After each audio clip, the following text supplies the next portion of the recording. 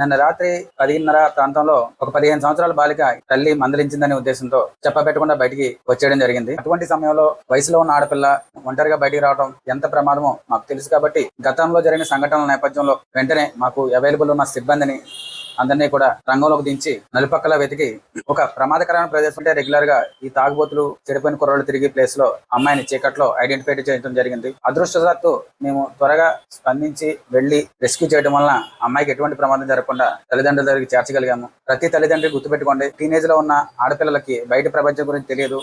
Teenage లో ఉన్న ఆడపిల్ల ఒంటరిగా బయటికి రావడం అంటే పులులు సింహాలు ఉన్న బోన్ లోకి ఒక లేడీని పంపించినట్లే.